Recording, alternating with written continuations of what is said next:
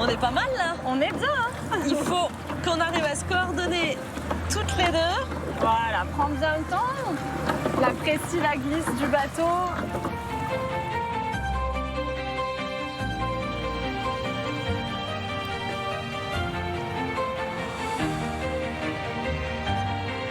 Alors là, je pouvais pas rêver plus bel endroit que le Rhône pour faire cette initiation à l'aviron en ta compagnie, ma chère Ouna. Et bien là, Sophie, c'est clair qu'on a un magnifique paysage. Si tu tournes la tête sur la gauche, on a une jolie carte postale d'Avignon. T'as le Palais des Papes, les remparts, on a le Jardin des Dons et on a le pont d'Avignon. Eh oui.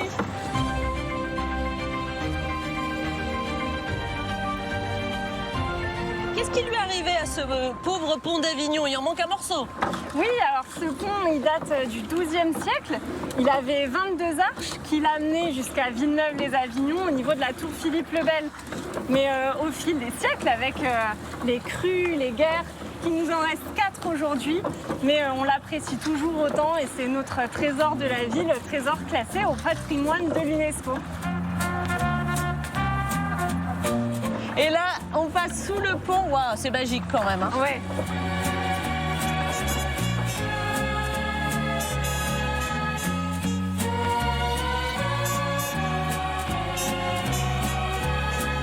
Et voilà, une idée week-end qui commence très très bien.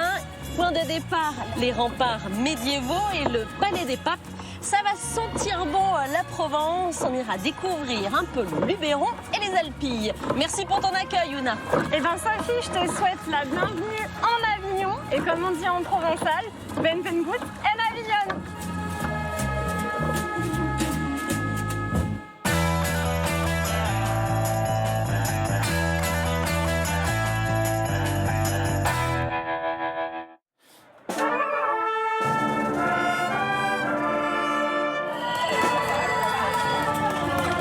Ça y est, c'est le week-end. C'est bizarroïde, mais c'est chouette. Un week-end très actif. La Dodoche, c'est ma voiture préférée. Il faut quand même se préparer un petit peu à l'effort qui va venir. Et ça tombe bien, T'as déjà gravi l'Himalaya, c'est pour ça que Bien sûr, j'avais vu, non? Mais c'est moi, C'était toi. bien Ok. sûr. Impeccable. Sophie adore ça. Allez, c'est parti. Et voici le fromage. Oh, pêcheur, quel bon guide. Pas une minute à perdre. Eh oui, c'est ce que nous appelons l'effet waouh. Ah oui, ben là, je te confirme. Il y a tant de choses à voir.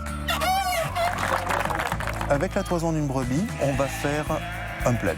D'accord, donc tu te rends compte là tous les plaids que tu as devant toi là? J'aime bien faire découvrir les paysages des Alpilles parce que ça a beaucoup inspiré les artistes. Quand on se rend compte que c'est quelque chose qui a été créé par l'homme, qui a toute une histoire derrière, je trouve que le paysage prend encore plus de beauté finalement. Personne ne vient visiter le Luberon sans venir visiter les carrières, ça c'est sûr, ouais. Un menu copieux. 3 mises en bouche, 3 gnocchis, 3 loups, 3 tartes. Merci. The sun is shining warm and bright. Birds are singing and people smile. All the little things that I can see. All the little things the world gives to me. Drummers playing on the street.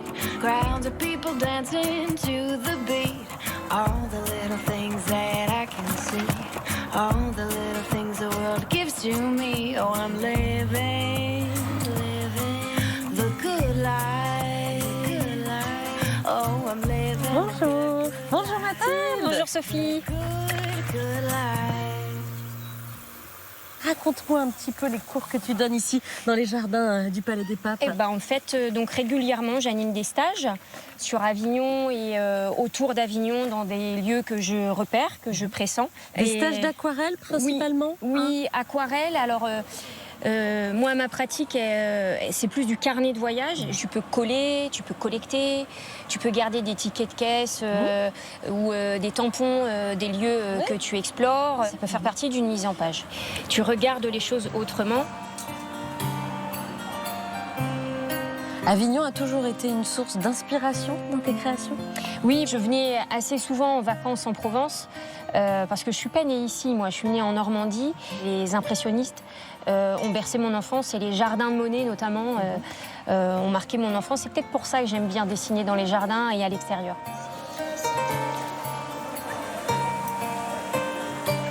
Vas-y, guide la goutte, tu vois, t'as l'eau au bout de ton pinceau, t'es le chef d'orchestre. Vas-y, tu l'emmènes. Ok.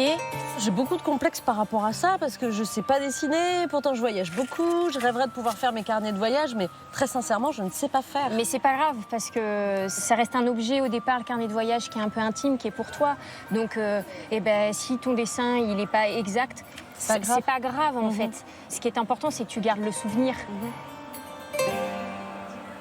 Je suis très admirative de tout ce que vous faites là. Mathilde, merci de m'accompagner pour ce week-end au départ d'Avignon. On a plein de choses encore à vivre ensemble. Hein. Et oui, et d'autant que je vais réaliser ton carnet de voyage. Ah, c'est chouette ça, merci beaucoup. Écoute, je vais terminer mon petit cours ici avec les stagiaires. En revanche, j'ai mon amie Christine qui t'attend aux archives départementales. Okay. C'est juste là derrière, elle a plein de choses à te faire découvrir et te raconter. Parfait, je vais découvrir le Palais des Papes côté coulisses. Au revoir, au revoir. À tout à l'heure, Mathilde.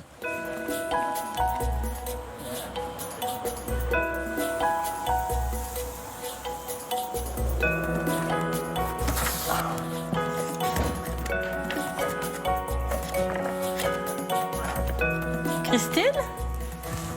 Bonjour, c'est Mathilde qui m'envoie. Tu es au courant ? Oui, elle m'a prévenue. Elle m'a dit, si tu veux connaître tous les secrets du Palais des Papes, faut demander à Christine. Alors, pas tout le palais, mais au moins les archives. Oui, c'est ça. C'est vrai. Les archives où nous sommes, là. Les archives où nous sommes, oui. Et là, j'étais en train de consulter justement des actes du pape, du premier pape, qui décide de construire le Palais des Papes à Avignon. Combien de papes ont vécu ici ? Ils sont restés jusqu'à quand ? De 1309 à 1403, on a vu des papes à Avignon. Et ce n'est qu'en 1417 qu'on arrive enfin à remettre un seul pape, reconnu par tout le monde, à Rome, jusqu'à maintenant. Tu me fais visiter ? Eh bien, on y va.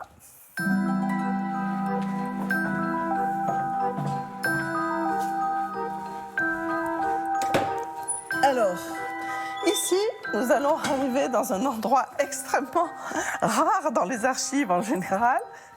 C'était le cœur de la prison au 19e siècle. De la prison ? Attends, le Palais des Papes a été une prison ? Oui, sous la Révolution et au 19e siècle, c'est la prison départementale d'Avignon. Ok, rassure-moi, il n'y a pas trop de fantômes là ? Non, pas dans cette pièce-là, je t'en montrerai d'autres.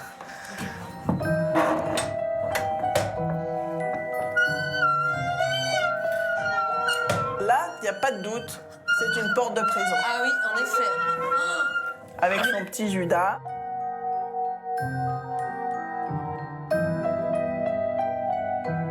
Et quelque chose aussi de très très intéressant dans cette pièce-là, c'est le sol. C'est-à-dire que c'est là qu'on voit que le Palais des Papes a été construit directement sur le rocher. Il n'y a pas de fondation, il n'y a pas de souterrain, on est sur le rocher. T'es vraiment la maîtresse, l'âme des lieux, hein, de ces archives. Disons que, peut-être pas l'âme, mais en tout cas... Parce que ça fait combien de temps que tu es là ? Ah, ça fait 28 ans. 28 ans, si on peut dire que tu es l'âme des lieux.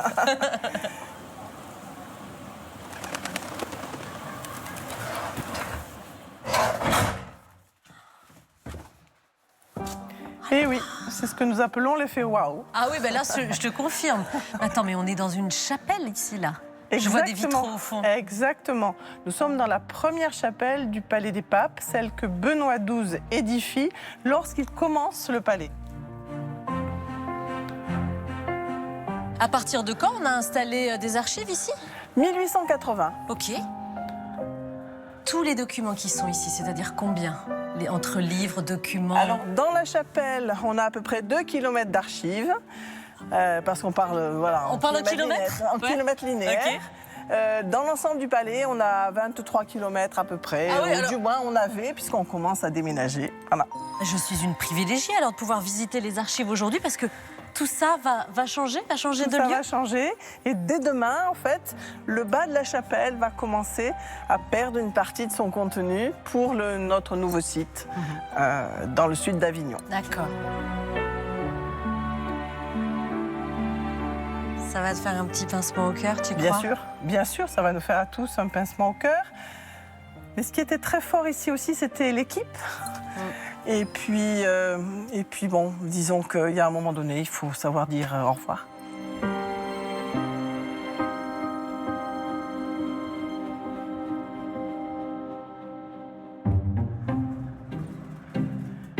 Et là, Sophie, voilà, je t'emmène dans un endroit très particulier que peu de gens voient.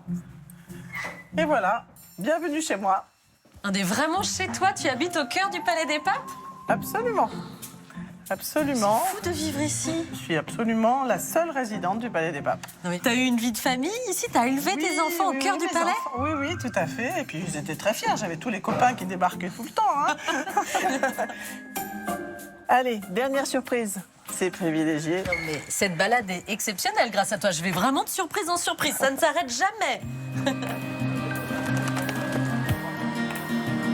Ah ouais, la vue est incroyable.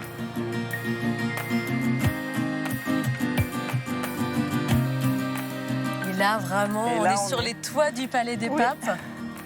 Oui, oui. Personne, ou presque, n'accède ici. Hein. Ah non, là, c'est vraiment privé. Et on intrigue beaucoup les visiteurs qui sont là sur la tour d'à côté. Parce qu'ils se demandent, mais comment est-ce qu'on va là? Bon, c'était vraiment un plaisir d'être là. Merci de m'avoir permis de découvrir les coulisses du Palais des Papes. Ce fut un plaisir. Merci pour ton accueil, Christine.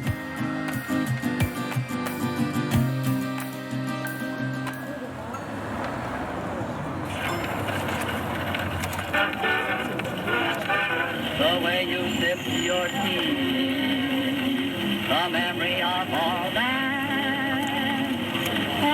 C'est vrai que la présence des papes nous a laissé un héritage religieux unique. Nous avons 33 églises à Avignon, ça fait beaucoup. Donc voilà comment la ville est construite. Il y a toujours une église, des arbres, des terrasses et des cafés. Marie, encore Marie. Chaque rue, chaque square, chaque petit recoin a sa propre Marie. Quand vous voyez une Marie, dites-le bien fort pour que je l'entende. Une Marie, un point. Vous jouez pour un verre de vin. Marrant ce jeu. Féru d'histoire, Julien est aussi un grand amateur de gastronomie. Avec ses visites guidées, ce natif d'Avignon compte bien surprendre les papilles des Provençaux comme des touristes. On a la chance d'être à mi-chemin entre la Méditerranée, les contreforts des Alpes. Donc on a vraiment une gastronomie assez variée. On est une terre de vin, on est en gros une terre de terroir. Et c'est vraiment un plaisir de pouvoir partager ça avec une clientèle venue du monde entier. Très attaché aux Halles d'Avignon, Julien tient à leur faire découvrir cet incontournable de la ville. Welcome to the temple. Bienvenue dans le temple. Où il a ses petites habitudes. Comment ça va? Ça va et Tu toi? vas bien? Je vois que tu nous as préparé un petit plateau. Salut Sophie. Bon, Julien, coucou. Ça va? Ça va bien? Impeccable. Merci beaucoup. Coucou. Là, je récupère toute la nourriture pour dresser une table, mais alors Provence comme jamais. Tous les produits du terroir, ici, produits par les artisans des Halles. Comment ça va? Bien, toi? Tu es en forme, Seb? Impeccable. Je viens chercher le fromage, c'est OK? Vas-y, il est dans Je le me frigo. sers? Pas de soucis, vas-y. Top. Waouh. Et voici le fromage. Oh, pêcheur, quel bon guide. C'est merveilleux. J'avais oublié le pain. Excusez-moi. Ah oui, oui, oui. Sorry. On passe un peu de temps à Avignon et l'une des choses les plus intéressantes, c'est la gastronomie. On voulait essayer tellement de choses qu'on s'est dit que la meilleure façon de les découvrir, c'était de faire un tour comme celui-ci. Nous avons vraiment été très gâtés. On est bien. On avait les copains.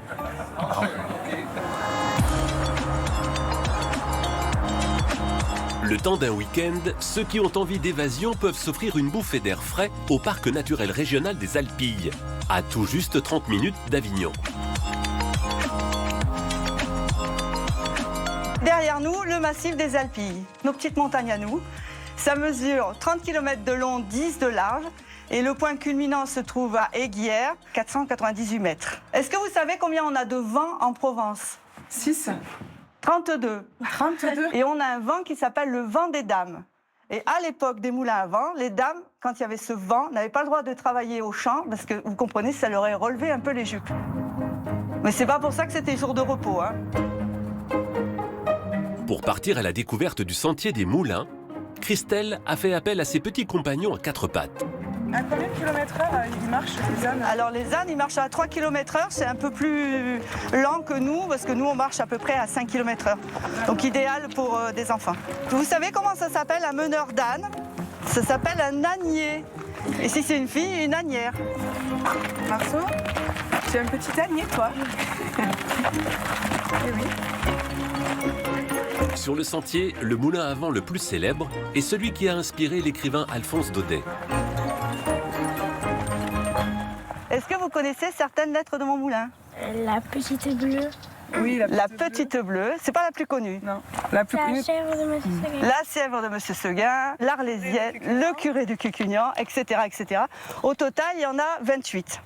J'aime bien faire découvrir les paysages des Alpilles parce que ça a beaucoup inspiré les artistes, des écrivains tels que Giono, Daudet, Mistral, des peintres. Il y a eu Van Gogh qui a beaucoup représenté les Alpilles. Et en plus, au-delà des collines, on a plein d'oliveraies, des vignes. Donc ça fait une variété de paysages assez exceptionnels. Alors vous allez imaginer, là, devant vous, un navire. Vous sentez les flots sous la coque. Bientôt, vous allez apercevoir le rivage. Vous y êtes. Au domaine de la ferme Saint-Martin, les visiteurs s'imprègnent différemment de la beauté des paysages en fermant les yeux. Totalement détendus, ils se livrent à une étonnante dégustation de vin sous hypnose.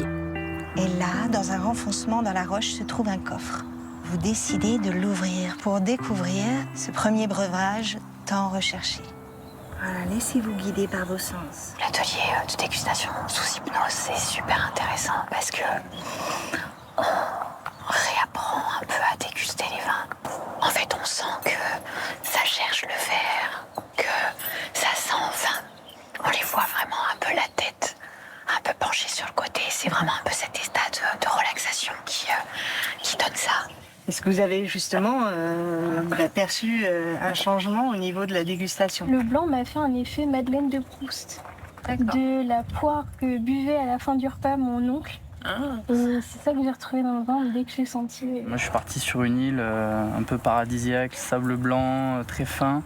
J'ai retrouvé après des notes de banane un petit peu caramélisées, voilà, des choses comme ça. Et donc j'ai trouvé que c'était très agréable. Tout juste remis de leurs émotions, ces gourmets jouent aux apprentis œnologues en assemblant différents cépages pour composer leur propre vin. Allez, on fait 30% de grenache, là. Est-ce qu'on est bon? Tu es bon. Et là, amoureusement, on mélange. Ouais, voilà, on sent l'amour. Avec ces ateliers peu conventionnels, Sophie a trouvé la solution pour dynamiser le domaine, dans une période pourtant critique pour le secteur. Aujourd'hui, on est quand même dans une crise viticole assez importante. On boit moins, on va faire plus attention. Voilà. Donc aujourd'hui, on peut être en voiture et passer à côté de vignes qui sont arrachées. Et c'est vrai que pour nous, c'est un végétal aussi qui est vivant. Et nous, on décide de continuer à le faire vivre. Et on se tourne aussi sur l'œnotourisme parce que je pense que c'est quand même le futur aujourd'hui des domaines viticoles. Ces vignes, elles font partie de notre patrimoine et puis il faut les préserver.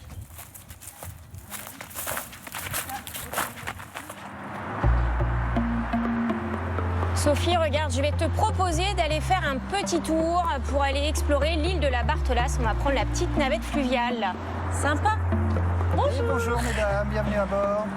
Bonjour Philippe. Bonjour, bienvenue à bord. Bonjour, bonjour les dames. Oh, que tu es beau toi. Bonjour Toutou. Oh là là.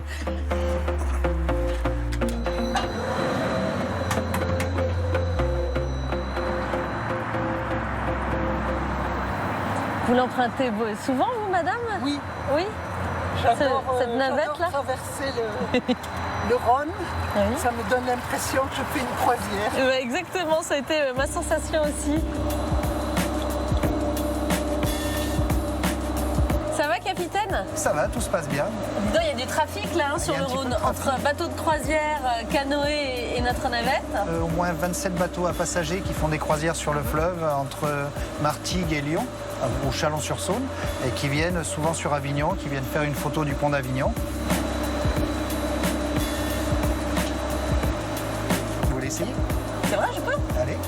Non mais attends, faut pas que je fasse de bêtises, hein. Alors là, voilà, alors toujours là, tout droit, garde le l'indicateur cap. de barre qui nous indique dans quel sens sont les gouvernails. Et puis après, nous, on va aller vers le ponton là-bas. Ok. Voilà. Voilà, donc un petit peu à gauche, à bâbord. Ok. Voilà. Je vous laisse faire la manœuvre peut-être. Allez.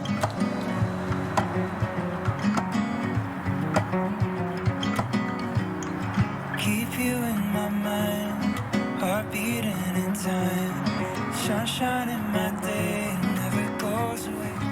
Ah, c'est très agréable d'être ici. Cette île, elle offre un véritable poumon vert pour les habitants. Tu peux venir te ressourcer, beaucoup de sportifs viennent, et puis tu as aussi des personnes qui y vivent, tu as aussi des habitants sur la Barthelasse.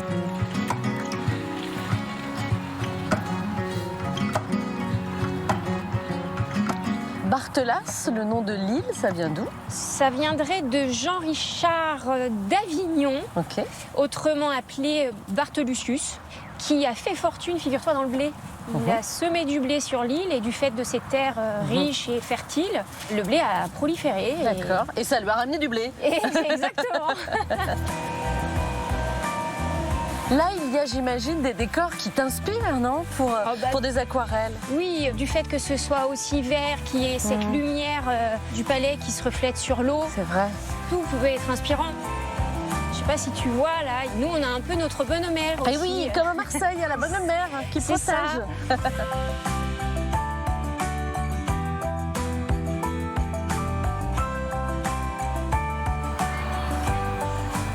Messieurs, dames, bonjour. Qu'est-ce qui vous ferait plaisir? Ah, c'est très joli ici, bah, ça sent bon en plus. Hein. Et ça ne sent pas que bon. Tout est bon. Je vais te présenter mon ami Laurent. Bonjour Laurent. Salut Mathilde. J'ai une petite visite. D'accord. Sophie, Enchantée. Au plaisir, enchanté. Enchantée. Je disais, ça sent bon en arrivant, mais tes pains sont magnifiques, mais il n'y a pas que des pains. On a fait des nouvelles navettes aujourd'hui, elles sont exceptionnelles. J'adore les navettes. C'est vrai? Ouais, vous êtes bien tombés. On se pose ici de toute façon, on s'installe chez toi. Avec grand plaisir.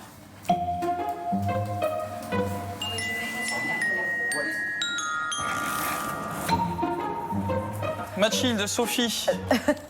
Vous savez, moi aussi, je suis aussi un artiste. Hein. Donc, un artiste, on se comprend bien. T'es un artiste parce que t'es boulanger. Mais aussi magicien. C'est pour ça que ça s'appelle la magie des pains. Tout à fait. D'accord. Voilà. D'ailleurs, si vous voulez, je vous fais quelque chose. Bah oui, forcément, j'ai envie. Eh bien, j'ai ici, dans ma poche, regardez, juste ici, une toute petite pochette avec 2 jokers qui protègent 4 dames. Je vais vous demander toutes les 2 de penser à une dame. Mais vous ne me le dites pas. Mettez-vous d'accord. Laquelle tu veux éliminer, Mathilde? Tout à droite. Ok. Sophie, à toi. Celle-ci. Celle-ci. Là, je vais intervertir comme ça, histoire de vous influencer. Laquelle? À gauche. Elle? Oui. Sûr? Oui. Vous avez le droit de changer si vous le souhaitez. Non. Vous pouvez me dire à quelle dame vous avez pensé? Dame de carreau. La dame de carreau? Ça serait incroyable qu'il y aurait la dame de carreau. Ah oui. Mais regardez, juste ici. La dame de carreau. Et comment c'est possible? Mais si, je vous disais qu'en fait, je le savais depuis le début, parce que juste ici, en fait, les autres dames n'ont jamais existé. Ah, bah alors. Mais comment et ce qui est incroyable, bien, comme vous êtes à la magie des pains, tout ça, l'équivision. Mais bravo! Voilà. Régalez-vous bien. Merci. Merci. Ciao. Ciao.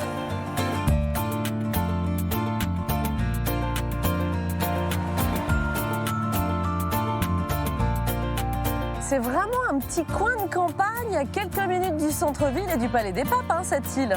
T'as plus de la moitié de l'île qui est consacrée à l'agriculture. Énormément de vergers, tu vois. Comme ici. Ouais. Tu peux très bien croiser des castors. Comme des sangliers, des renards. Je vais te présenter la compagnie de marionnettes qui a élu domicile ici, qui s'appelle Der Dance. Déjà de voir si le bassin il est aligné. Der Dance.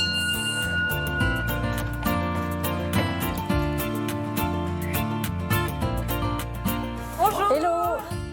Bonjour. Élie, alors Comment tu t'appelles? Drôle de personnage qui n'a pas de nom. Très bien, bonjour, Mais drôle de personnage qui n'a qui pas a de nom. l'air heureux de recevoir. Moi, j'ai l'impression. Oui. Eh oui. Ah, c'est incroyable comme on peut vite donner vie à une marionnette en la manipulant. Hein. Et bah ouais. C'est vraiment ce qui est fascinant dans ces objets-là, c'est qu'on est entre l'animé et l'inanimé. Oui. Et du coup, on est intrigué comme si c'était un chien, en fait, quelque part. Et vous avez créé ce théâtre-là sur l'île. Pourquoi avoir choisi cet endroit? On avait besoin de calme, on avait besoin de nature, on avait besoin de verre et surtout on avait besoin d'un espace à nous, d'un espace de liberté. Donc il nous appartient et du coup on peut faire des trous partout et des événements quand on le souhaite, des cabarets.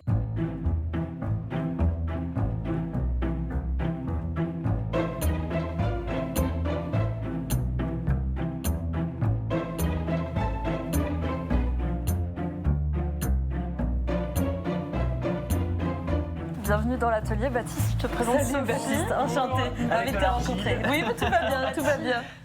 Comment tu décrirais, toi, l'esprit de la compagnie? L'esprit de la compagnie, il est malicieux, parce qu'on aime chercher ce qu'on estime beau, montrer quelque chose d'esthétique, et en même temps, on aime aussi aller dans l'étrange. Là, tu travailles sur quoi, là, actuellement? Là, actuellement, je suis en train de faire un prototype, une maquette en argile d'un œil qui va devenir très grand, en fait, qui va avoir 1,20 m de diamètre, qui sera complètement articulé, qui regardera dans tous les sens, avec la paupière qui s'articule comme ça, pour la curieuse parade qui va bientôt avoir lieu. Dans les rues d'Avignon? Dans les rues d'Avignon.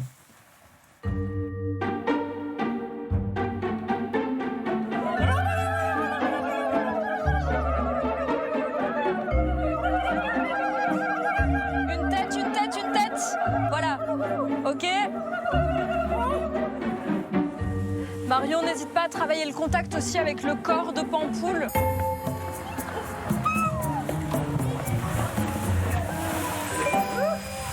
J'ai l'impression que ça marche plutôt bien, il n'y a presque rien à faire à part les stimuler de temps en temps. Ils sont déjà dans un gros délire.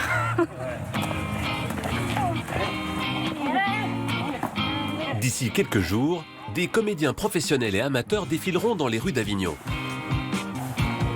Ils s'élanceront dans une curieuse parade, accompagnée de différentes créations, toutes plus étonnantes les unes que les autres. Voilà donc l'un des personnages de la parade. Donc c'est une des silhouettes les plus anthropomorphes, parce que c'est un bonhomme accordéon. Et c'est un mix de manipulation sur roue, de manipulation par des marionnettistes devant, tout simplement, avec des tringles pour bouger les bras, comme ça. Et puis de manipulation à l'arrière de la tête. Alors là, il y a Nora qui vous montre un petit peu. Il y a toujours l'idée de trouver des mouvements collatéraux à un même mouvement pour que ça crée quelque chose de très ludique. Dans un autre registre, nous avons la Tarasque, une citation directe au monstre de Tarascon. Donc c'est une sorte de monstre du Loch Ness, mais du Rhône, et qui a effrayé des décennies, des siècles de population, parce que ça fait partie de ces monstres-là qui mangent la population, qui effraient les enfants. Il y a encore plein de représentations en sculpture, en peinture de cette Tarasque. Pour créer ces créatures étranges, aussi inquiétantes que joyeuses, plusieurs compagnies de la ville ont uni leur savoir-faire. Après des préparatifs étalés sur 9 mois, il leur reste encore quelques détails à affiner. Il ne faut pas prendre trop de peinture, il faut en prendre peu, que le pinceau reste sec. On va frotter toutes les parties extérieures au masque. Ça fait ressortir certains contrastes. De la patine, en fait. Voilà. Dans cet atelier, les professionnels travaillent main dans la main avec des Avignonnais qui ne demandent qu'à être initiés à l'art de la marionnette. Il faudrait rectifier la distance des choses pour qu'en fait la barre soit parallèle par rapport à l'oiseau. Mais c'est pas grave, ça va se faire. J'étais accessoiriste dans le spectacle, donc je faisais beaucoup de cartonnage, de résine, de moulage, etc. Maintenant que je suis à la retraite, je ne travaille plus, donc ça me manque. Quand j'ai vu qu'ils organisaient une curieuse parade, je me suis fait un plaisir de m'inscrire en équipe de bénévoles. Ouais. J'espère qu'ils vont tenir leur rôle.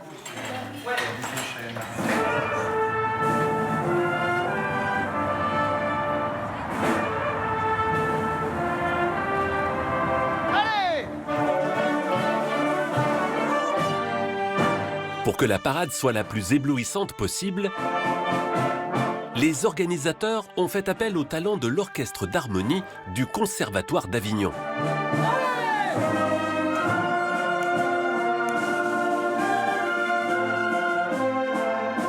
On représente un peu la ville avec notre orchestre. On est quand même l'un des meilleurs, je pense, les meilleurs orchestres d'harmonie d'Avignon. Donc il y a une petite fierté et puis ça fait quand même plaisir de jouer chez nous. Eh ben dis donc, c'est pas mal tout ça. Juste, j'aimerais bien qu'on revoie un passage. Je vous rappelle les 2 premières mesures. Pom, chop, chop, chop, pom, chop, chop.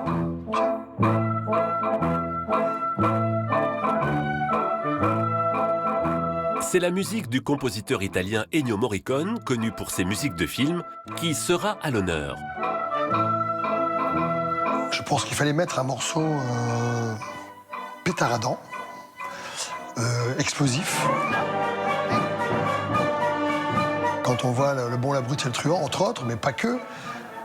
Voilà, la montée, par exemple, ça finit à un galop infernal. Voilà, il y a toujours un œil vif, on ne sait pas ce qui va se passer, comment ça va se passer. Voilà, c'est un peu comme cette curieuse parade. Voilà. Il est 13h15, dans 45 minutes, on est en place.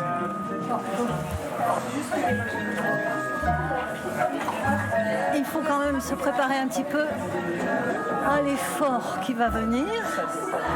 Ça va durer 2h30. Il va falloir tenir le coup.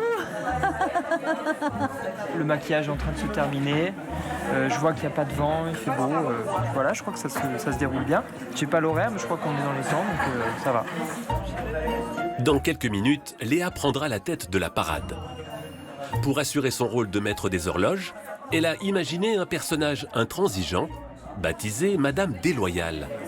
C'est un personnage qui, à la fois, adore le contact avec le public, qui ne peut pas s'en passer, mais qui le déteste. Donc, qui ne se prive pas d'être antipathique et odieux avec les gens.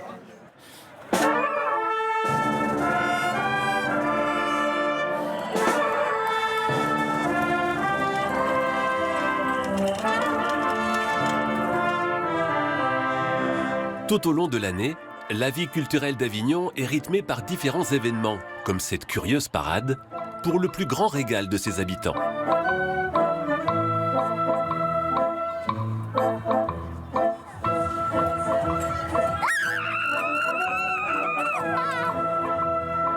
C'est bizarroïde, mais c'est chouette.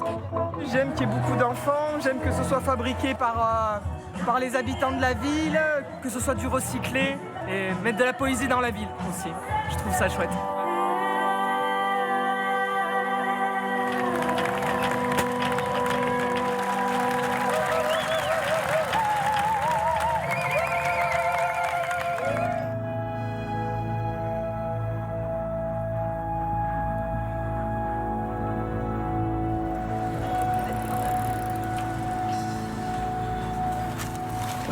Bonjour.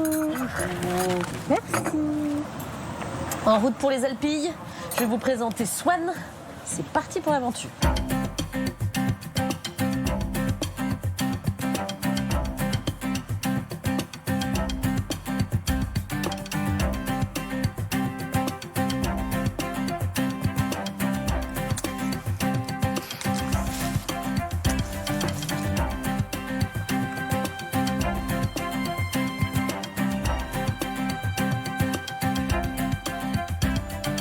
Swan ?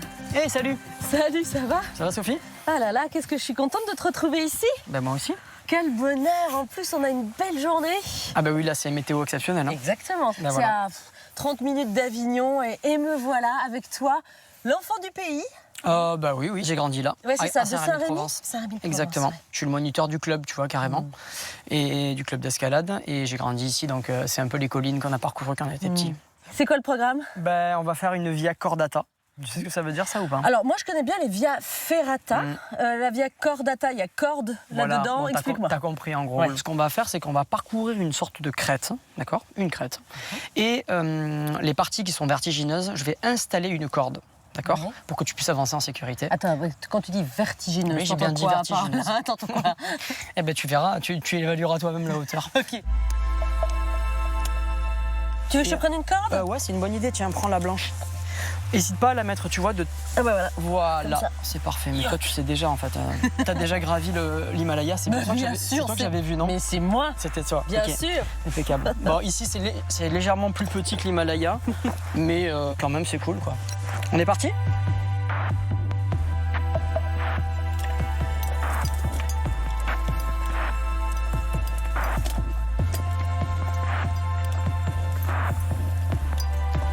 C'est le moment où on parle un peu moins, t'as vu, parce que ça Oui, monte. Hein. tu as vu que je la ramène moins tout d'un coup. Exactement. Là, quand le rocher est blanc brillant, tu fais attention parce que ça glisse pas mal. Tu vois, regarde. Là, on se fait une pause ici. Regarde, c'est joli. Si on tourne si on tourne la tête, tu vois, on voit le Mont Ventoux qui se dessine derrière dans la brume. Tu la vois? Tu fais attention, tu mets tes pieds. Ouais. Ça va? C'est impressionnant. Regarde ça. Énorme trou traversant. Donc ça s'appelle un aven. Le rocher qui est devant toi, là, c'est vraiment le rocher qu'on va retrouver en grande majorité dans les Alpilles. C'est un calcaire. Et là, on va découvrir ensemble la vue du lac. Il s'appelle comment ce lac? Ça s'appelle le lac du Pérou. Oh, c'est beau, dis donc. Voilà, trop bien. Ah ouais. C'est cool, hein? Dis-moi, quand on parle des Alpilles, on fait référence à des petites Alpes? Oui, exactement. Hein, le mot Alpilles, ça veut juste dire petites Alpes. Le Mont Ventoux, c'est 1909 mètres d'altitude. Ici, le point culminant, c'est 497 mètres. On est dans des collines en réalité.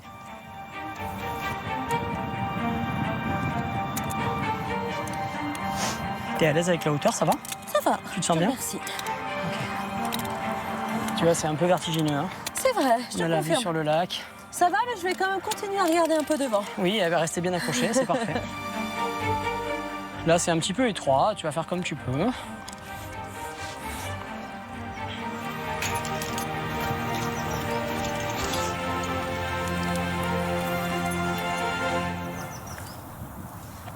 Là, des fois, sur les sentiers, il y a des petites plantes là qui viennent te piquer les mollets. Là, il y en a une qui ressemble un petit peu à du hou. En effet, elle ressemble à du hou, mais ce n'est pas du hou. Vous regardez, il y en a là. Ouais, ben, c'est ça, voilà. Ça picote, ça. Il s'appelle le chêne kermès. Alors voilà. Ouais. Là, il y a des glands. Le chêne qu'on connaît en général, c'est le chêne vert. Exactement. Qui est plus grand. Kermès, c'est la racine latine qui a donné le mot carmin. Ah oui, la couleur carmin. Exactement, la couleur rouge. Cette couleur, elle est donnée par le nom du petit insecte qui vient pulluler sur les feuilles au mois de mai-juin, dans les Alpilles en tout cas. Des micro-araignées rouges, micro-insectes rouges qui s'appellent des cochenilles. Et du coup, les cochenilles, elles sont remplies d'acide carminique. Elles sont très rouges, très rougeâtres. Et au Moyen-Âge, il faut imaginer qu'on écrasait les cochenilles, on les récoltait, on les écrasait pour en faire de la pâte rouge qui servait de colorant naturel pour faire, par exemple, les teintures des draps royaux. Ah, très bien. Voilà. J'imagine que c'est un milieu qui est extrêmement fragile. Oui, carrément. Et notamment pour la question des incendies. Quoi. Que du 1er juin au 30 septembre, il y a une réglementation préfectorale qui fait qu'à 17h, on sait si le lendemain, le massif est ouvert ou pas. Et l'été dernier, par exemple, le massif il a été très souvent fermé. Je crois que c'était 20 jours sur 30 à peu près en juillet, du fait d'une sécheresse de la végétation, de températures très élevées, le Mistral. Si tu viens l'été ici, tu n'es pas du tout certain de pouvoir te balader n'importe où dans les Alpilles. Hein. Voilà. Hey! Magnifique, professionnel. Bravo. Voilà, tu suis vraiment la corde. Hop là. Excellent.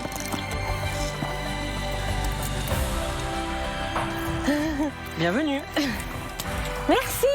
Super. Je suis heureuse d'avoir réussi à accomplir ça. C'est fini là? Presque. Ah bon, c'est pas fini? Là, tu te concentres bien sur tes mousquetons, tu viens jusqu'à moi. Ok. Tranquillement, il n'y a pas de surprise. Comment ça, il n'y a pas de surprise?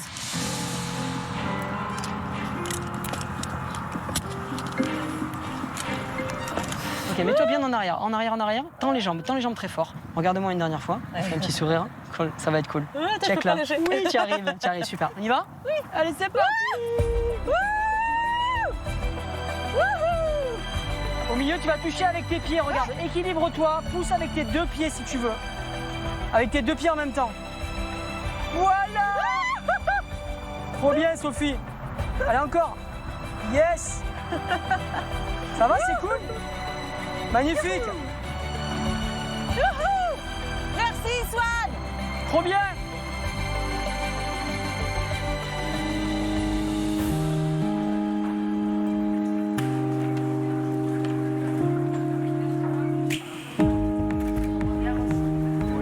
Regarde là-bas. S'il te plaît, merci.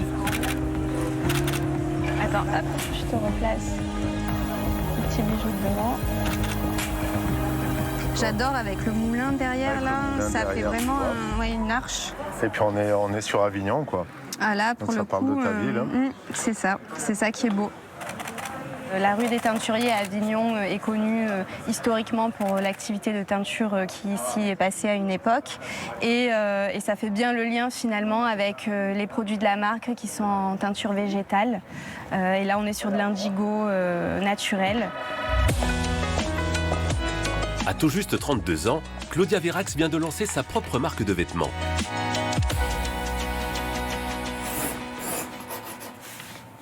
J'ai toujours adoré dessiner depuis tout petite.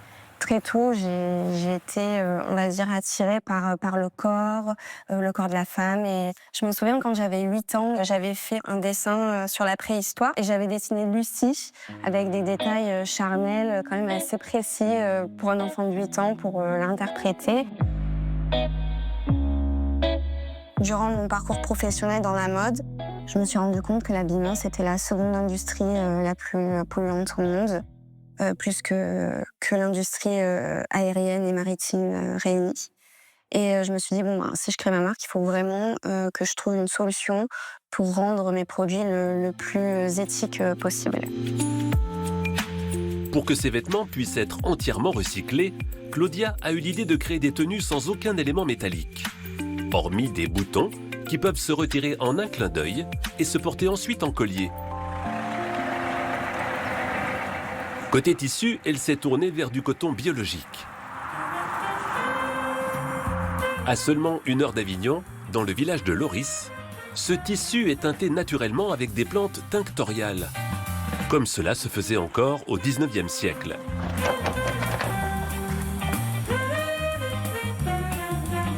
Avec l'écorce de châtaignier, on était parti sur un marron très intense et ensuite on avait éclairci pour avoir une couleur un peu plus chameau.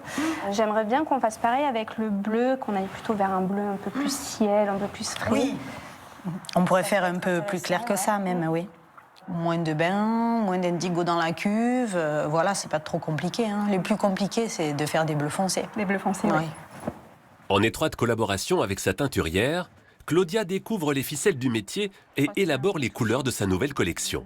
C'est hyper important de pouvoir venir régulièrement sur le lieu de teinture pour travailler en proximité et voir ensemble, étape après étape, l'évolution des teintures. Finalement, tout ça, ça fait qu'on fait des produits avec de l'émotion et non pas juste dans le but de vendre finalement derrière.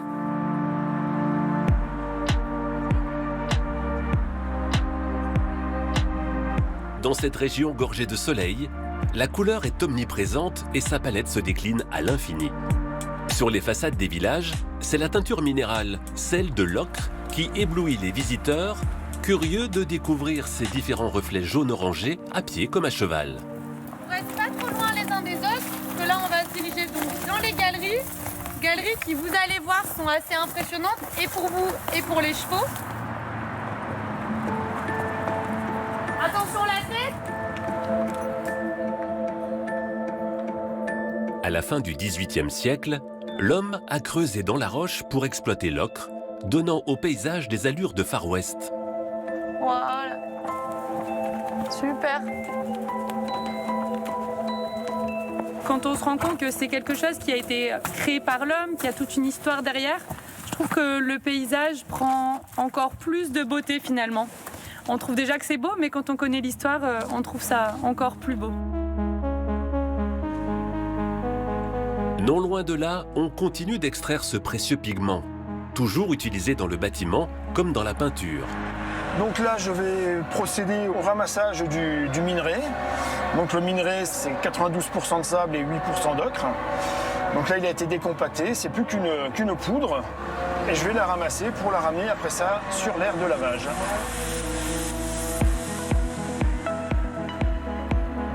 Donc là, j'embarque environ 5 tonnes de minerai, ce qui représente donc 400 kg d'ocre.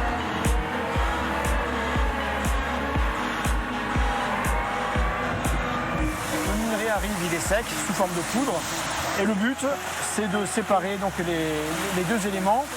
On amène de l'eau pour transformer en soupe. Ensuite, ça part dans ce canal et ça monte jusqu'à la centrifugation où là, on sépare les deux éléments. Le sable plus lourd tombe sur place alors que l'ocre repart avec l'eau de lavage vers les bassins qui sont un peu plus loin dans la carrière. En France comme en Europe, la Société des ocres de France est la seule à être encore en activité. Et voilà notre engin à nous. Mais ce trésor a bien failli disparaître.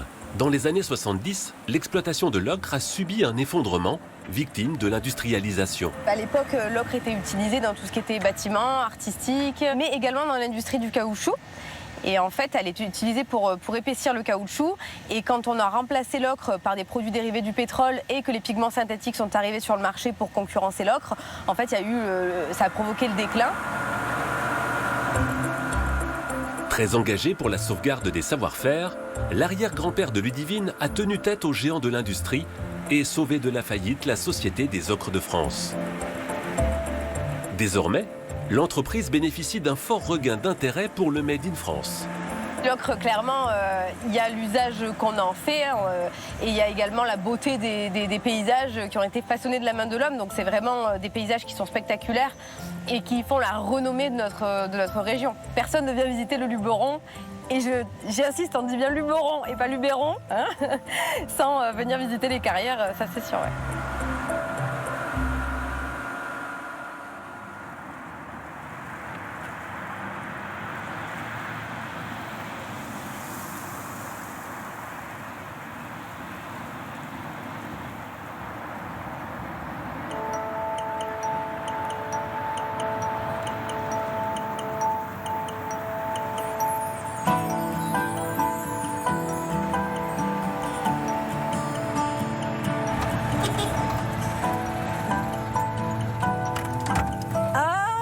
Adrienne. Bonjour Sophie. Ah, tu pouvais pas me faire plus plaisir, Adrienne, en venant me chercher en 2 chevaux. La Dodoche, c'est ma voiture préférée. Et ça, ce sont les balades que tu proposes, hein, les balades en Dodoche dans la région.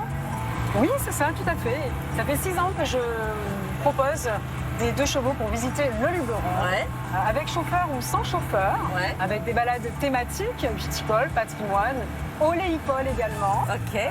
Pour leur faire découvrir les joyaux de Provence.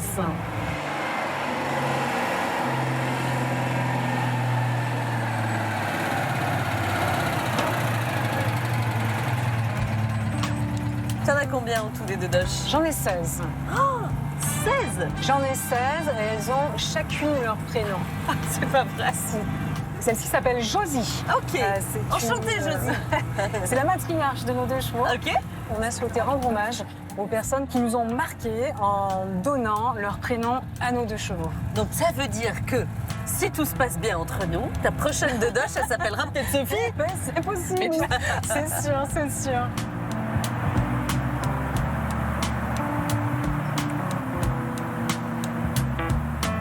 Alors vraiment, c'est une route qui serpente, là, hein, dans des paysages absolument magnifiques. Cette route-là, elle a été creusée par la rivière de l'Aigle Brun. En fait, c'est une combe, mais c'est aussi une gorge. On le voit bien, ouais, depuis la route. Exactement. Et si tu as vu, là, on a quand même beaucoup de roches, de très hautes roches calcaires.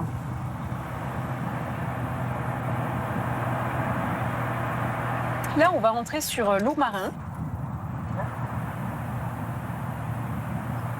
On a le château de Lourmarin, qui est un des premiers châteaux de type Renaissance de Provence.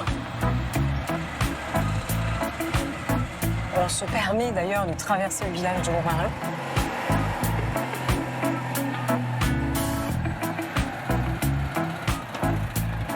Ça, c'est les copains, là. Le café Gabi.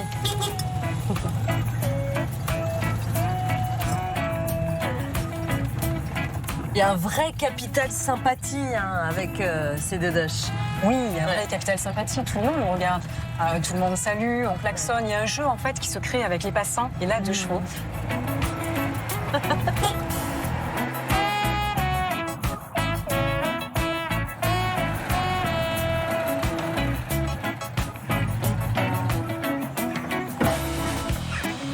C'est charmant hein, ce petit village.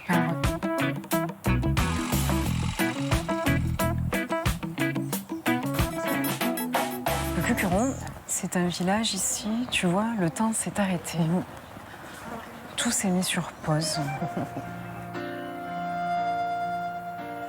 C'est aussi le village des chats tranquilles. Hein. C'est le Ah deuxième là, que on je va vois en croiser très plein, tranquille. tu vas voir, Le on va chat en croiser perché. plein. Très joli.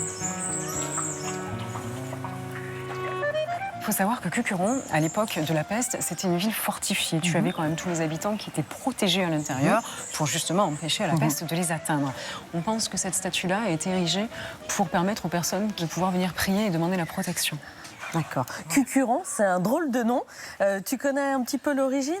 Cucuron, donc cuc, ça vient du mot celte, les mamelons, parce que Cucuron a été bâti sur 2 collines. D'accord, Cucuron, Voilà, Cucuron. les 2 collines, on peut Voilà, imaginer les ça 2 comme collines. ça. D'accord. Et là, cette porte, elle date de quand? Alors cette porte-là, elle date du XIIIe siècle. C'est la porte dite du Revelin qui permettait en fait d'accéder de l'autre côté des remparts. Porte de l'horloge aussi, j'entends. Porte de l'horloge. J'entends les cloches. On la voit bien. On l'entend On aussi, à mon l'entend avis, bien, de loin. Tout à fait. Sur la gauche, le Luberon. Oui, parce que quand on parle du Luberon, on parle aussi de cette chaîne de montagnes, de ce massif-là. Tout à fait. Ce Luberon, tu le connais très bien parce que ce sont vraiment les terres qui t'ont vu grandir. Oui, oui, tout à fait. Je suis née ici, j'ai grandi ici, je suis partie mais je suis revenue. Et je pense que je vais mourir ici quand j'aurai 90 ans, je l'espère. Mais c'est un lieu qui est vraiment très cher, c'est viscéral. Et puis un jour, tu t'es dit, voilà, c'est avec ces 2 Dutch que je vais faire découvrir mes paysages parce que il faut les faire découvrir à un rythme lent. C'est un magnifique paysage du Luberon. On a cette douceur de vivre où on ne se presse pas. Voilà, elle n'est pas faite pour être rapide, la Provence. Sinon, il ne faut pas venir ici. Ouais.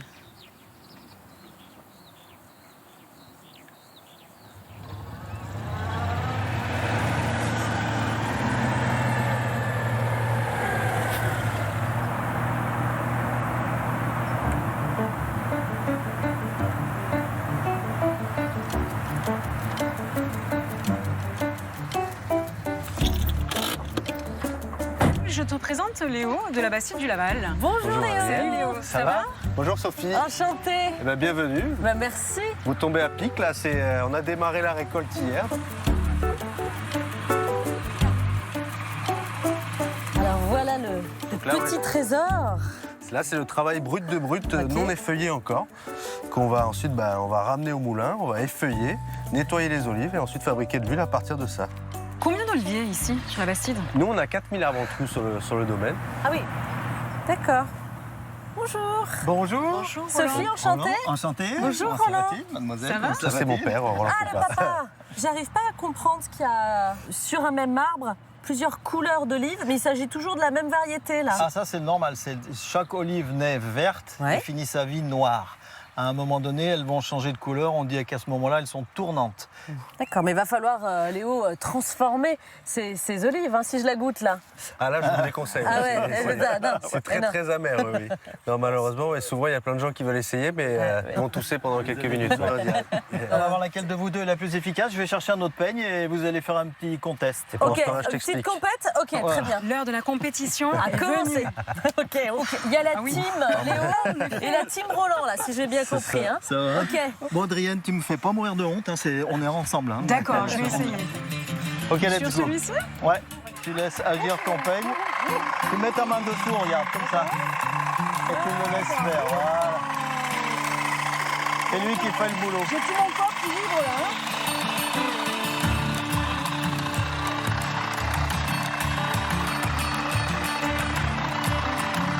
Donc ça fait vraiment un petit peigne en fait, un petit râteau. Et ce qui est cool, c'est qu'on récolte quand même assez vite parce qu'à la main, ça met des heures pour récolter un olivier, alors qu'avec cette machine, en 15 minutes, c'est réglé.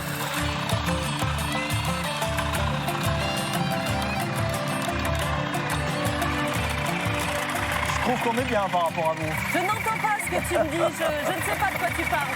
Comment ?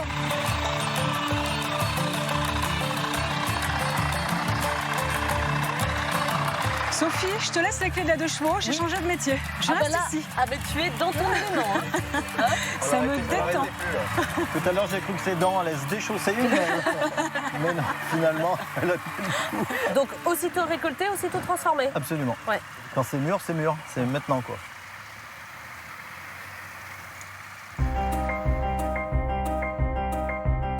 Si l'huile issue des olives que vous avez récoltées tout à l'heure, donc la grande classe, vous voyez qu'elle est bien verte, bien végétale, chargée de chlorophylle. Donc ça va bien bombarder au niveau aromatique. C'est bon. sûr. Ouais, c'est très très bon. C'est une explosion en bouche. C'est magnifique. Attends, excuse-moi. Ah ben, pas de souci. J'avais prévenu, ça c'est l'huile rock'n'roll. Ah oui.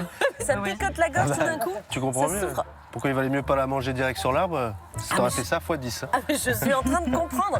Tu vois justement cette puissance que tu as alors d'un point de vue aromatique, mais aussi une amertume et surtout un piquant qu'on appelle l'ardence, qui vient vraiment te picoter le fond de la gorge. Ça te rend immortel, ça. Hein. C'est ça là. Ah, c'est chargé en antioxydants et en phénol. Là, c'est bon. Là. Bah, merci beaucoup d'être venu. Merci pour ton accueil, c'était vraiment super Léo. sympa. Amusez-vous bien. À bientôt Léo. Salut. Et à bientôt.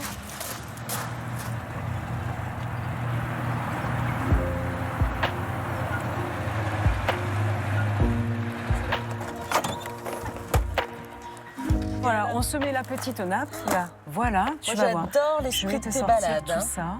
Ce que je te montre là, c'est la manière dont on vit ici. Ouais. C'est ce que je fais le week-end avec ma famille.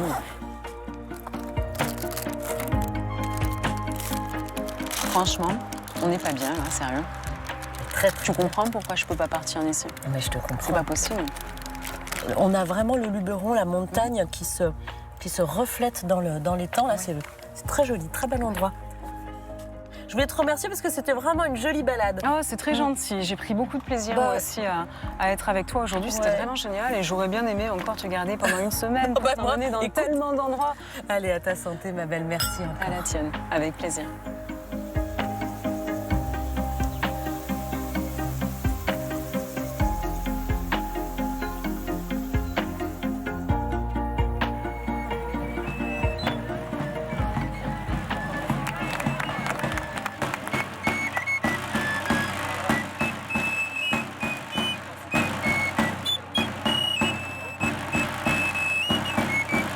Barbantane est fier de son identité provençale, de ses racines paysannes. Nous sommes très honorés de recevoir ce label et croyez bien que nous ferons vivre encore très longtemps la langue et la culture provençale. Récompensés pour leur préservation de la culture provençale, les habitants de Barbantane sont à la fête. Alors attention, 1, 2, 3. Pourtant, ils n'ont rien oublié du drame qui les a touchés.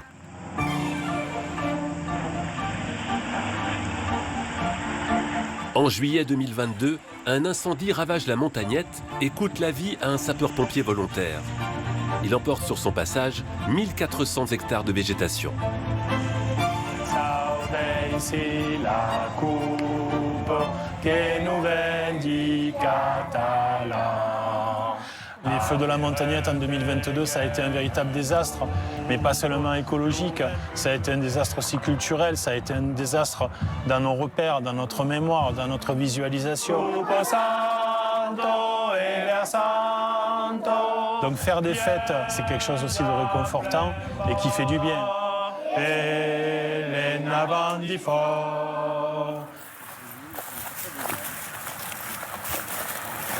Unis dans les épreuves, les Barbantanais se relèvent doucement. Avant, on avait une haie de cyprès qui nous cachait complètement de la route. Et on a replanté, ça fait 2 ans. Donc si on veut que ça pousse, de nouveau avoir de la végétation, eh ben, il faut débroussailler. Si vous regardez la colline, la montagnette, ben, avant il y avait beaucoup de pins. Maintenant il n'y a plus rien. C'est cauchemardesque. Même si maintenant on commence à s'habituer, parce que ça, heureusement ça reverdit. Mais je peux vous dire qu'après le feu, c'était que de la cendre partout. C'était un sacré traumatisme. Et maintenant, bah, dès qu'il fait très chaud, qu'il fait très sec, on a tous peur. La maison de Sylvie a été épargnée de justesse. Mais comme beaucoup d'habitants, elle a vu ses oliviers partir en fumée. Petit à petit, les villageois retrouvent le plaisir des récoltes. Alors, comment vas-tu aujourd'hui? Ça va? On va se voir presque tous les jours là. Ça va cette année? Un peu plus que l'année passée. Ah ben ça c'est super. Ah ben voilà, c'est un mélange. Avec l'incendie, 5000 oliviers ont été brûlés. De quoi menacer directement la survie de cette entreprise. Grâce à un travail acharné et au soutien psychologique indéfectible des habitants, Jean Roch a pu se relever. Il y a une belle solidarité après l'incendie. Les gens ont joué le jeu, et puis après le choc, la tristesse, le feu, les vergers vont commencer à pousser. On travaille. Il y a un peu de résilience dans tout ça après le choc, mais on est content. Là, on démarre à peine la saison, et j'espère qu'on fera une bonne année. Auprès de mon arbre, je vivais heureux. J'aurais jamais dû le quitter des yeux. Au lendemain de l'incendie, le maire de Barbentane a fait appel à la solidarité d'anonymes comme de célébrités. Tous très attachés au village. Grâce aux plus de 100 000 € récoltés, la commune a pu financer des opérations de reboisement.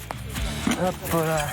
Régulièrement, de nouvelles plantations ont lieu et permettent de sensibiliser les enfants à la préservation de la montagnette. Bonjour les enfants, ça va bien? Oui. Vous avez bien marché, c'était pas trop long? Non. Qu'est-ce que ça vous fait à vous de planter des arbres pour la montagnette? Ça fait du bien les arbres quand ça pousse. Ça permet de vivre. Ouais. Moi je plante les arbres pour que ça soit plus joli. D'accord. Nous, ce qu'on veut, c'est créer une forêt autodéfensable, c'est-à-dire une forêt qui se défende d'elle-même contre les incendies.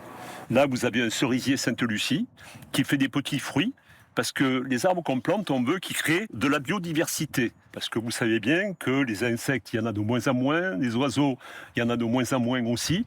Donc on veut favoriser ça.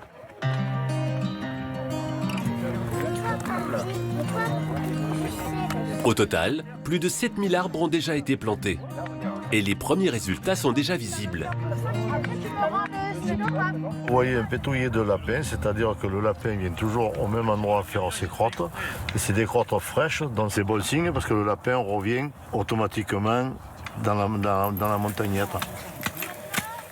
On s'est retroussé les manches et on a travaillé tous ensemble. Je pense que la population aussi avait besoin de mettre la main dans la terre, que ça leur a même fait du bien au niveau psychologique.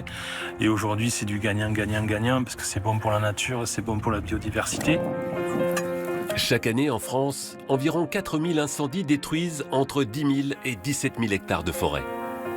Pour y faire face, les Français sont en première ligne, à la fois combatifs et résilients, à l'image des Barbentanais. Oh, celui-là, on ne doit pas être loin du 7500e. Donc c'est beaucoup. Et on est content, mais on va peut-être pas s'arrêter là. On va continuer. On va continuer. Comment c'est bien ta vie d'arbre à Barbentane?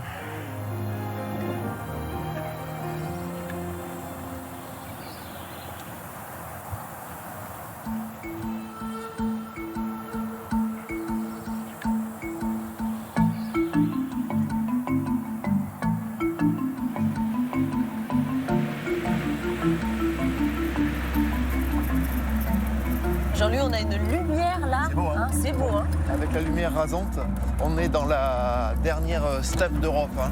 C'est un trésor. Et ça permet de faire d'ailleurs du foin de l'accro. Luc en cultive. Alors Luc, c'est ton ami qui nous conduit. Voilà, c'est Luc qui est un des éleveurs qui fournissent la laine à la manufacture, qui est dans ma famille depuis sa fondation en 1808. Je suis la 8e génération. Tu vois, cette écharpe est faite avec le mérinos que fournit Luc. La laine, hein? Cette laine, voilà, cette laine de mérinos avec les brebis qui sont élevées ici, dans ce superbe paysage, dans l'accro de Camargue.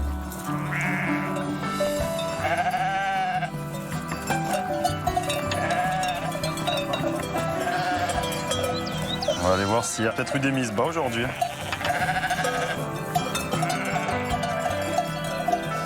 Elles viennent d'arriver de montagne, d'alpage, et du coup là, parce qu'on est en pleine période. Là. Ah bah tiens, regarde, justement, il y en a une qui vient de... Ah oui, il y a une naissance là. Chut, Roméo, laisse-la tranquille. Ah oui, là, faut Couchez, pas trop qu'on l'embête. Ah oui, dis donc, là, oh là là là là là. Elle contrôle là son petit pour voir si tout va bien. C'est ça, bah, le lâche pour le débarrasser du placenta là, et, pour le faire propre, et après elle va lui lécher la queue pour le stimuler justement à aller boire.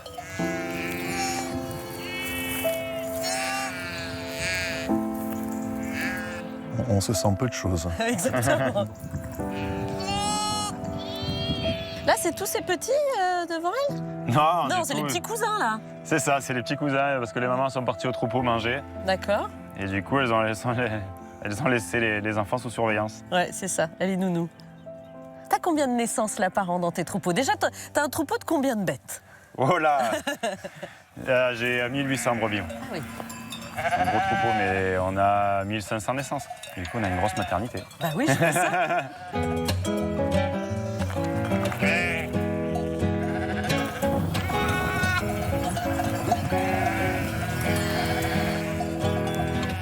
Alors, qu'est-ce qui fait de cette race sa spécificité?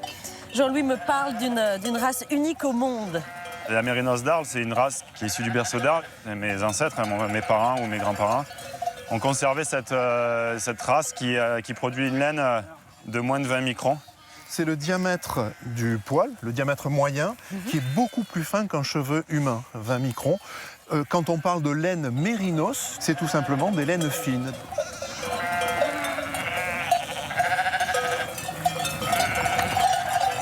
Viens là, ma grande.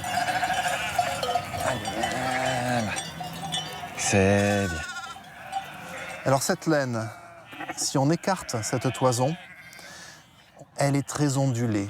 Est-ce que tu vois cette frisure? C'est vrai. Tu vois? Eh bien, c'est ça qui les rend chaudes, parce que ça crée une couche isolante, moelleuse, douillette. Regarde cette petite merveille. Ah oui, dis donc, elle est très très douce. Et c'est la même laine D'accord. qui vient aussi de chez Luc, et qui est très douce, elle est extrêmement douce, et qui est très gonflante. Tu vois tout le volume qu'elle occupe, et bien c'est ça qui lui donne ce côté douillet, doudou, chaleureux, qui entoure si bien de bien-être. Avec la toison d'une brebis, on va faire un plaid. D'accord, donc tu te rends compte là tous les plaids que tu as devant toi là, quand tu regardes toutes les écharpes, toutes les couettes? Tu te rends compte de ça? Pas vraiment.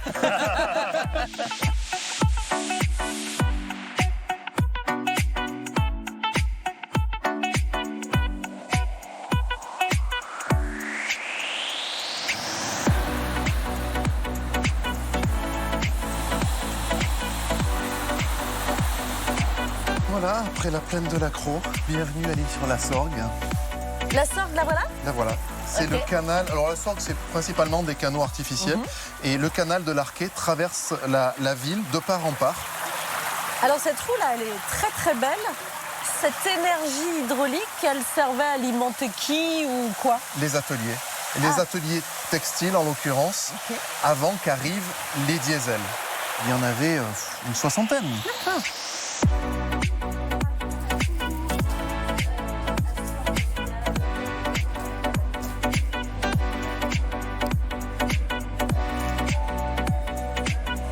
Sophie, j'ai envie de te faire découvrir un village d'antiquaires. Il y en a beaucoup à l'île sur la Sorgue et celui-là, c'est le plus important. C'est un village qui a été repris il y a quelques années par mon ami Jacques, que voici. Bonjour, vous êtes en plein rangement, Jacques. Exactement, voilà, ça c'est l'activité. Salut. Qu'est-ce que vous faites avec ces bobines de fil? Eh ben, c'est des bobines de soie, en fait, qui trouvent une nouvelle vocation, comme tous les objets ici du village des antiquaires. C'est-à-dire que ça devient des objets de décoration, en fin de compte. Et ça plaît beaucoup aux nombreux touristes qui viennent au village des antiquaires pour chiner et pour acheter. Oui, c'est devenu un peu la ville des antiquaires ici. C'est une pépite dans la région. C'est un territoire très reconnu pour les antiquaires. Enfin, c'est la 3e place au monde, l'île sur la Sorgue, avec plus de 200 antiquaires.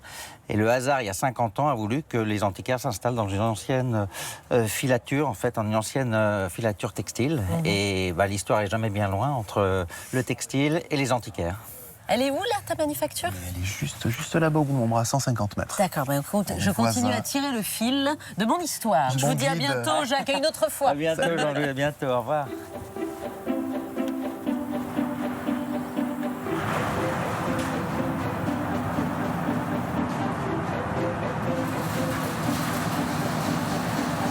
Voilà, ça y est, on est arrivé dans ta manufacture, là où on transforme la laine. Oui. Et la laine, la voilà, on a l'impression de marcher sur un véritable tapis, là, de laine. Oui, tu vois, on est sur un nuage. Et c'est ici qu'on assemble les laines. Il faut les mélanger bien intimement et pour ça, on a une technique bien à nous. Ok. Tu vas voir comment ici, on mélange ces laines. Ah mais j'avais jamais vu ça, c'est magique. Oui.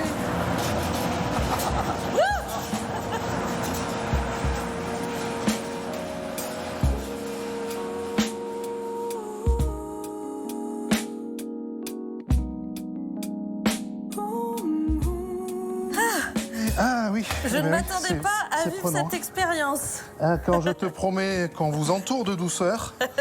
Voilà, en tout cas, une machine très originale. Ta manufacture, qui a plus de 200 ans, c'est la dernière manufacture sur l'île sur la Sorgue. Nous sommes la dernière manufacture en activité ici. Les dernières ont fermé dans les années 60-70. Notre force, ça a été d'intégrer les étapes de la fabrication, de la balle de laine jusqu'au produit fini, ce qui nous a permis de rester actifs en France, là où nos confrères ont presque tous disparu.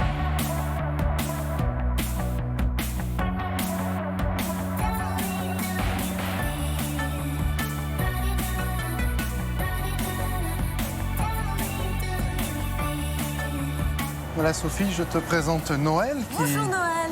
qui est notre cardier et qui s'occupe de cette très très belle machine issue de la révolution industrielle qui transforme la laine en pré-fil.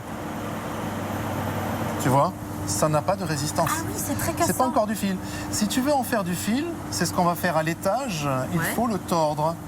Tu vois, si je le tords, ça devient très résistant. C'est une matière noble là que vous êtes en train de toucher. Hein. C'est souple, c'est doux, c'est sympa quoi.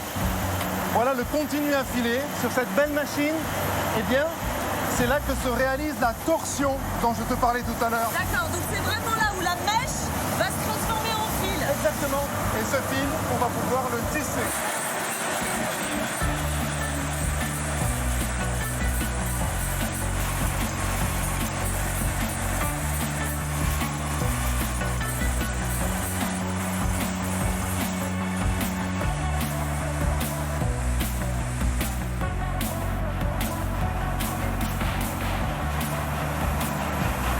Voilà une des dernières étapes de fabrication. C'est là que se fait la révélation de toute la douceur qui est dans l'étoffe, mais qu'on ne sent pas encore. Tous les petits poils, les fibres si douces qui sont dans l'étoffe, on va les gratter. Et on va le faire avec un chardon. Mais ça, c'est un vrai chardon qu'on trouve dans la nature? C'est un vrai chardon cultivé. Ça accroche très délicatement, comme le velcro qui a été inspiré par le chardon. Exactement. Il s'accroche, il se décroche sans abîmer. Et regarde ce que ça donne. Oh, qu'est-ce que c'est beau! C'est vaporeux. Ouais. C'est un On plaid, a envie de le mettre exactement. sur soi, de prendre un thé bien chaud Voilà, au coin de la exactement. cheminée avec un bon bouquin. Et là, c'est le bonheur.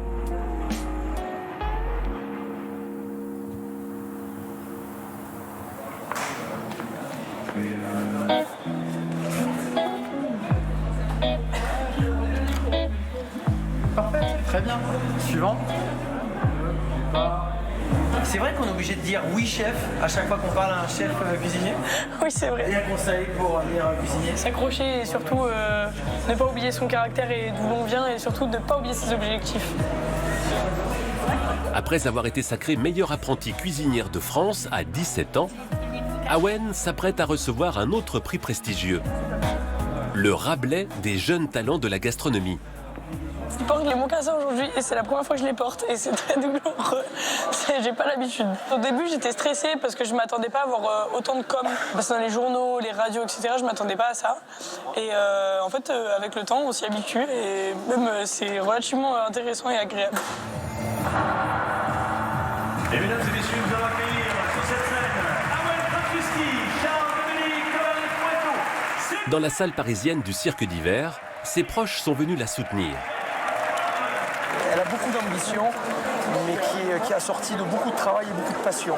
Et je dois dire qu'en tant que père, j'ai beaucoup de chance d'avoir une fille qui arrive à réaliser son rêve de cette façon.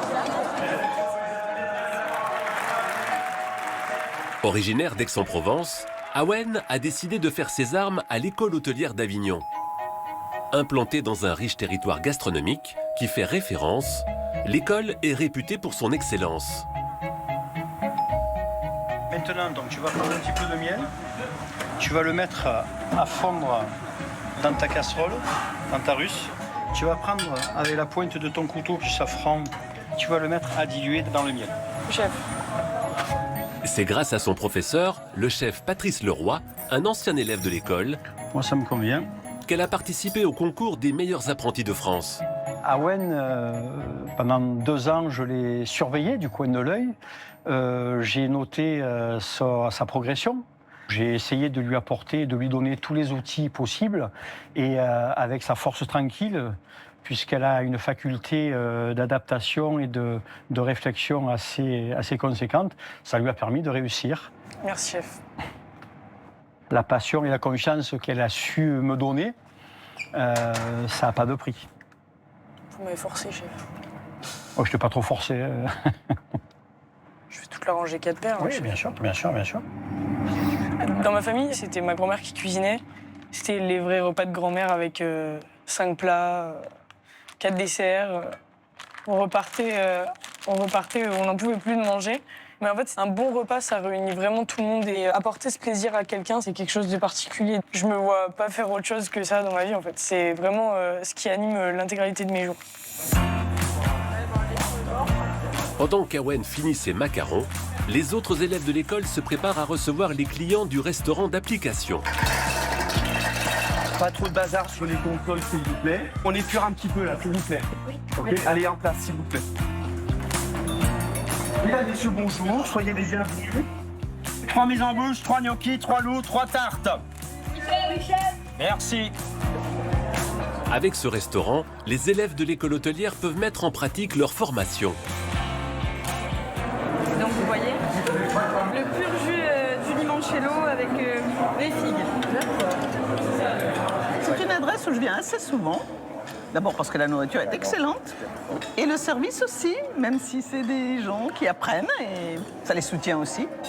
Et on est plutôt là pour les encourager et donc pas forcément voir ce qu'ils n'ont pas bien fait, mais plutôt voir ce qu'ils ont très bien fait.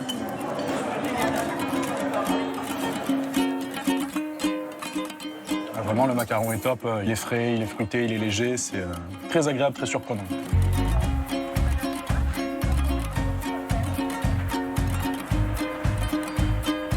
Quand elle n'est pas à l'école, Awen travaille en apprentissage au Bibendum, un restaurant gastronomique d'Avignon. Je fais pas monter au batteur en premier, Sophie.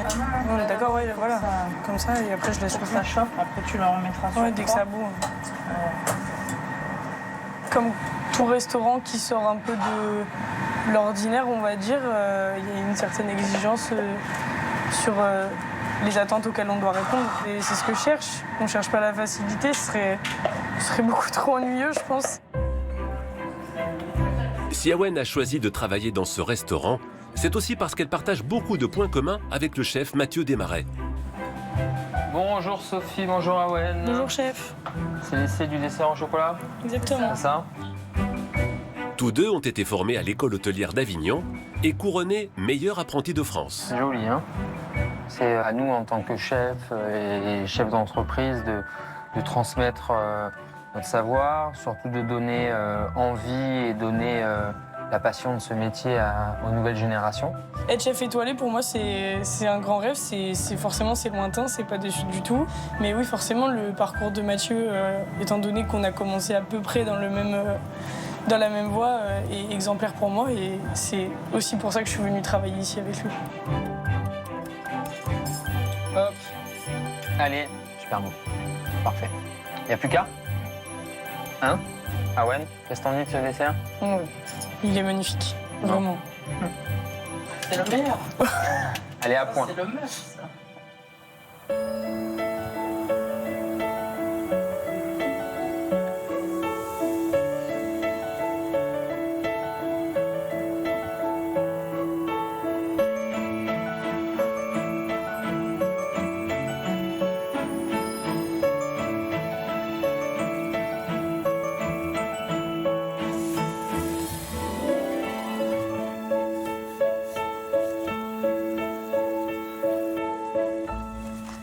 Mathilde, ça me fait plaisir de te retrouver. Pareil. Ah là là, t'as encore trouvé un endroit magnifique et une source d'inspiration là. Hein. Et oui, on est au jardin de l'abbaye de Saint-André et là je suis devant la chapelle Sainte-Cazarie, de là où tout a commencé pour Villeneuve.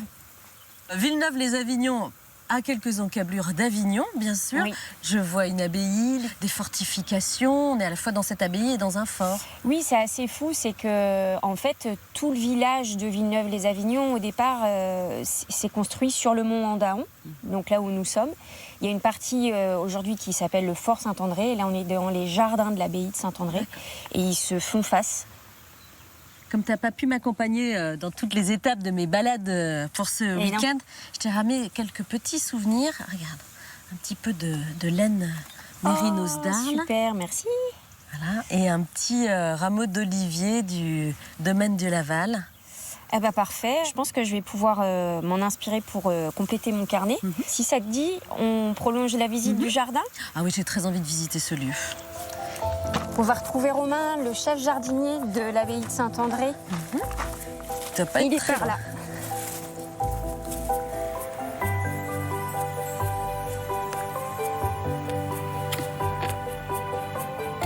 Bonjour Romain. Et bonjour. Quelle chance tu as de travailler ici dans ces magnifiques jardins. Ouais, c'est vrai qu'on est chanceux ici, on se sent un peu privilégié. Je comprends. Alors les oliviers, j'en ai vu tout au long de ce week-end, j'en retrouve ici. C'est vraiment l'arbre emblématique. Oui, c'est le symbole de la Méditerranée pour nous. Et c'est vrai qu'ici, il est très présent. Il faut savoir qu'on a 150 sujets. Quand tu dis sujet, c'est... Olivier. Olivier. Ouais. Alors, quand on parle des jardins de l'abbaye Saint-André, on parle de quoi exactement? Pas seulement de cet oliveraie. Alors non, voilà. Donc ce qu'il faut comprendre ici, c'est qu'on a un jardin qui se divise en deux. Donc vous avez ici, on est sur le jardin sauvage, sur la partie plus vraiment historique du Moyen-Âge. Et donc vous avez une deuxième partie avec, au sud, en contrebas, le jardin à l'italienne.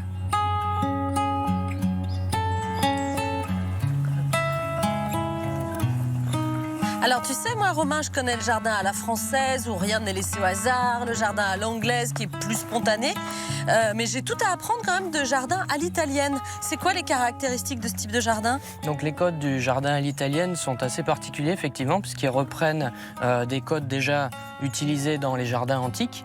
Donc des jardins vraiment qui sont très structurés avec de la géométrie qui est très présente. Et après, en fait, on s'inspire aussi des jardins de la Renaissance italienne, qui est bien plus tard.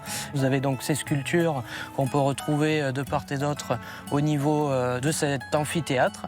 Et donc, vous avez aussi les bassins, donc, qui sont en miroir. Il y a une symétrie qui est très marquée ici. Et donc, vous avez aussi des perspectives qui ont été créées et construites avec la pergola, vous voyez, avec les colonnes.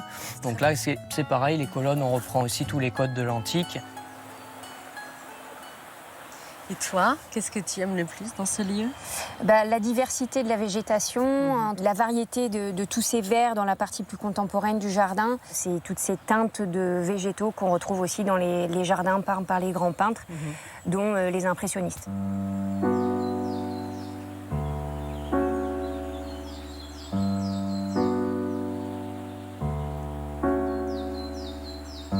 Tu fais référence au grand peintre Mathilde. Oui. Moi, je vois du Claude Monet un peu, là-bas avec ce bassin, oui, c'est ça, ces avec nénuphars. Les nénuphars, forcément.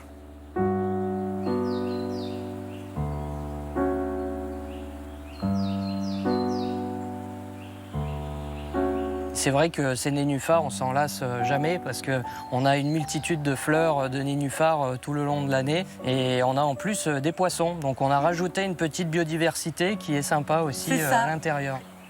Et pour toi, ça te fait des petites touches de couleurs comme ça quand tu viens dessiner? C'est ce que j'aime bien, ouais. Tout à fait, tout comme les cosmos.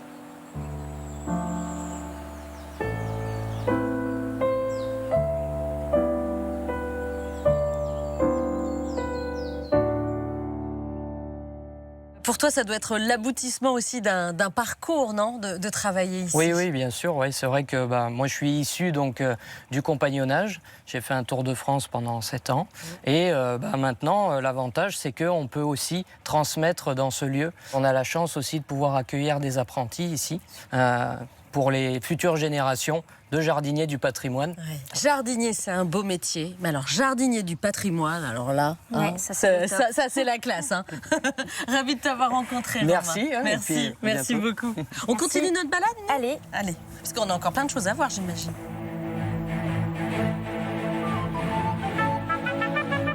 Approchez, approchez. Venez sans crainte, venez jusqu'ici si vous voulez vous instruire sur l'art de la guerre. C'est ici et maintenant. On vous Petit attendait. spectacle. Pourquoi? Ambiance médiévale. Allez, on tourne la roue, les écureuils. Ce qu'on va faire, on va y mettre sur le teston un beau chapelle de métal. Et avec ça, il ne sera pas abîmé. Bon, c'est bon, Antoine, tu es prêt? Attention, allez, tire. Antoine, ta place. Ça va? Oui, ça s'est bien passé. Aujourd'hui, on utilise une nouvelle arme. Il s'agit de la bombarde. Est-ce que vous voulez un vrai tir? Ouais. Voilà. Attention! Bouge pas maintenant! Il y a de l'ambiance hein, au fort. Ah oui. Donc là, on a quitté le jardin Saint-André pour rejoindre les fortifications à le fort Saint-André. C'est ça. Donc là, c'est tout le fort. Je crois qu'au total, ça fait entre le jardin et le fort, à 2 hectares.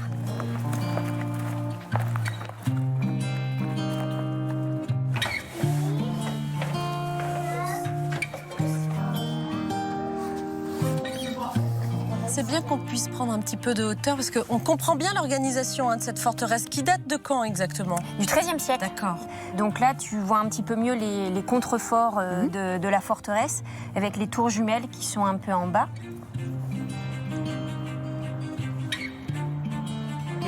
Alors là, je ne pouvais pas rêver plus beau panorama pour terminer ces échappées belles avec cette vue imprenable sur le Palais des Papes.